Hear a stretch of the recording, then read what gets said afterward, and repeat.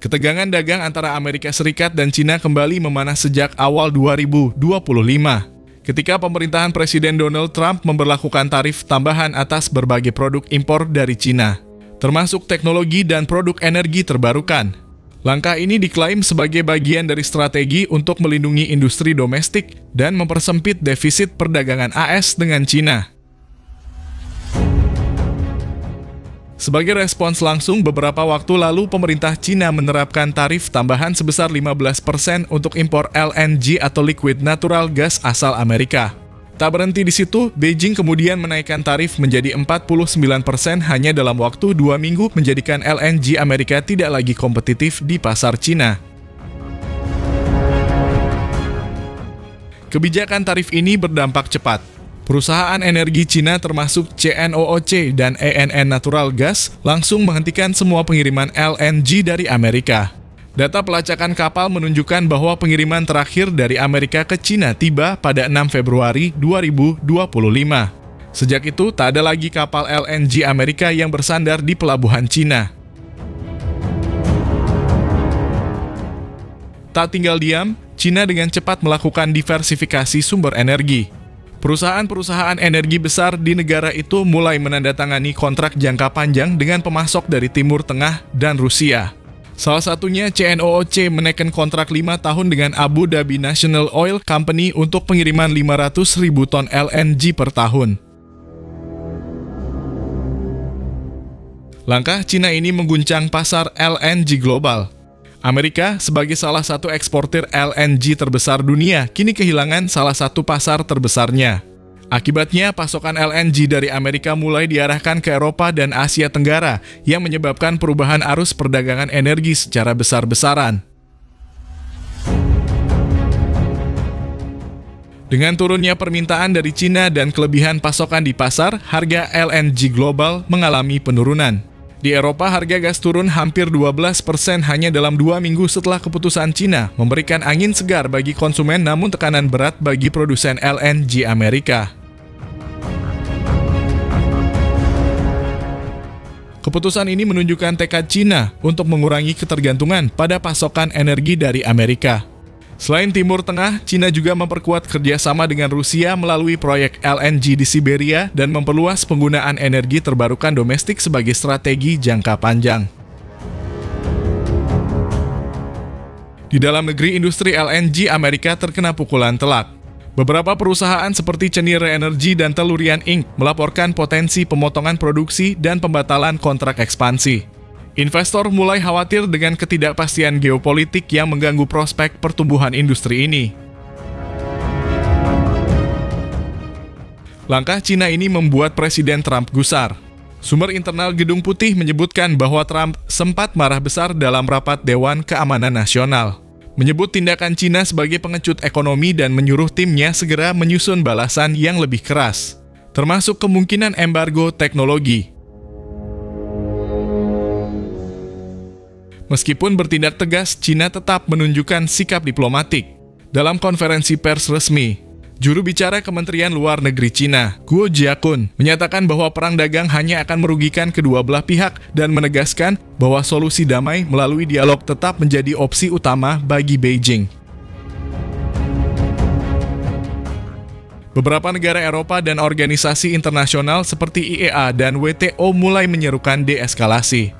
Mereka khawatir bahwa konflik energi ini bisa memicu ketidakstabilan pasokan global, terutama menjelang musim dingin di belahan bumi utara yang meningkatkan kebutuhan energi. Tapi kenyataannya, dunia tidak lagi tunduk. Alih-alih takut, negara-negara besar seperti Cina, Rusia, dan sekutunya justru membalas dengan serangan balik yang terkoordinasi dan brutal. Trump mungkin merasa dirinya dewa ekonomi dengan kebijakan sepihak yang menghantam dunia usaha. Tapi dunia hari ini bukan dunia 10 tahun lalu. Cina langsung menggandeng Rusia dan sekutu ekonominya membentuk poros baru yang dengan lantang berkata, kami tidak peduli lagi dengan ancaman Amerika. Mereka menyusun strategi balasan menyerang titik paling lemah Amerika, yaitu dominasi dolar di pasar global. Tak main-main, aliansi ekonomi timur kini mulai mengurangi ketergantungan mereka terhadap dolar Amerika. Transaksi antar negara mulai beralih ke yuan, rubel, bahkan emas digital. Ini bukan hanya serangan ekonomi, ini pembangkangan terhadap dominasi finansial Amerika yang selama ini tak tergoyahkan. Dunia menyaksikan saat dolar mulai kehilangan kekuatannya pelan tapi pasti. Jadi pertanyaannya sekarang, apakah Trump benar-benar sedang menang dalam perang dagang ini atau justru sedang menggali lubang untuk Amerika sendiri? Sebelumnya, untuk pertama kalinya dalam sejarah modern, kekuatan besar dunia, China, Rusia, dan aliansi ekonomi Asia-Eropa secara terang-terangan menyerang dominasi dolar Amerika. Bukan dengan senjata, tapi dengan senjata ekonomi mematikan yang bisa membuat ekonomi Amerika ambruk dari dalam. Apa yang selama ini dianggap tak tergoyahkan, kini sedang di ujung tanduk. Aliansi ini tidak main-main. Mereka resmi mengumumkan langkah pemutusan perdagangan berbasis dolar, mengganti sistem transaksi mereka dengan mata uang lokal dan yuan digital. Bahkan beberapa negara Timur, Tengah, dan Afrika mulai mengikuti jejak mereka. Tidak ada lagi pasar untuk barang-barang Amerika. Pabrik-pabrik Amerika mulai gemetar karena ekspor mereka hancur. Sementara itu, China dan Rusia diam-diam mempercepat agenda dedolarisasi dunia, memblokir semua akses ekonomi Amerika ke proyek-proyek energi dan infrastruktur global. Mereka menggandeng BRICS bahkan beberapa negara Asia Tenggara. Dan ini bukan sekadar gertakan, ini adalah deklarasi perang dagang global yang membuat pasar saham Amerika bergetar hebat. China dan Rusia kini memimpin aliansi anti-dolar, mengandalkan mata uang lokal dan emas untuk transaksi internasional. Ini bukan lagi perang tarif, ini adalah perang ekonomi global yang mengubah tatanan dunia seperti yang kita kenal selama ini. Amerika kini menghadapi krisis kepercayaan internasional dan dunia mulai bergerak tanpa mereka.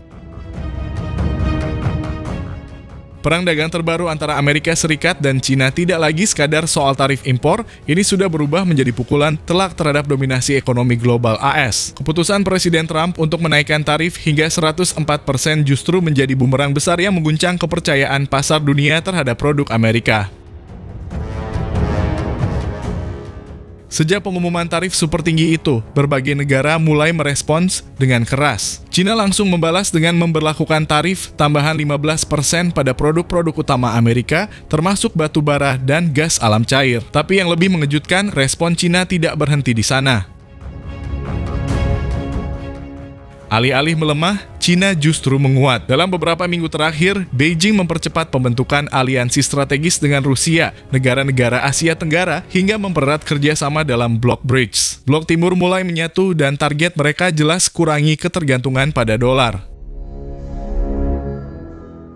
Di dalam negeri, banyak perusahaan Amerika kini mulai kelabakan. Apple mengalami penurunan penjualan yang signifikan di pasar Asia. Tesla menunda ekspansi baru di kawasan Asia karena hambatan logistik dan penolakan pasar. Brand Amerika tak lagi jadi simbol prestis, malah jadi simbol masalah. Para ekonom memperingatkan bahwa strategi Trump tidak memperhitungkan perubahan geopolitik saat ini. Dunia tidak lagi bipolar seperti era Perang Dingin. Aliansi antar negara berkembang kini jauh lebih cair, fleksibel, dan pragmatis. Mereka memilih stabilitas ekonomi dibanding tunduk pada tekanan Amerika. Dan disinilah letak blunder besar Trump. Alih-alih memecah kekuatan China, ia justru menyatukan musuh-musuh lamanya. Rusia kini secara terbuka mendukung China dalam perang dagang ini. Mereka bahkan mempercepat integrasi sistem pembayaran berbasis rubel dan yuan. Negara-negara BRICS lainnya seperti India, Brasil, dan Afrika Selatan pun mulai menyuarakan ketertarikan untuk menggunakan mata uang lokal dalam transaksi global. Perlahan tapi pasti, dunia mulai bergerak menjauh dari dolar. Dampaknya sangat terasa. Nilai tukar dolar mulai goyah di beberapa pasar internasional. Investor global kini mulai melirik emas dan aset non-dolar lainnya sebagai lindung nilai. Dominasi dolar yang selama puluhan tahun tak tergoyahkan mulai retak dari dalam.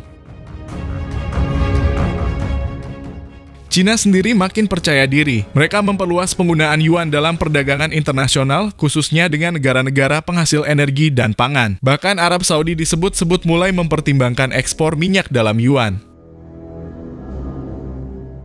Di tengah semua ini, Trump justru semakin agresif, mengancam dengan sanksi tambahan. Tapi dunia sudah tak lagi takut. Keputusan-keputusan sepihak Amerika dianggap tidak relevan dalam era multipolar saat ini. Ketika negara-negara berkembang bersatu, tekanan Amerika tak lagi menakutkan.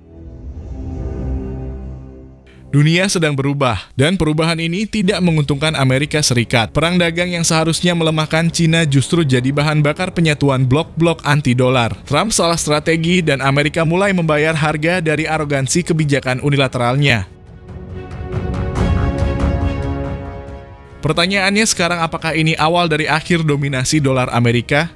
Ataukah Washington masih punya peluru terakhir untuk membalikan keadaan? Bagaimana posisi Indonesia dalam mengambil peluang ini? Apakah masih belum paham juga wahai pejabat-pejabat? Satu hal yang pasti, dunia sudah tidak sama lagi dan peta ekonomi global sedang ditulis ulang tanpa Amerika sebagai pusatnya.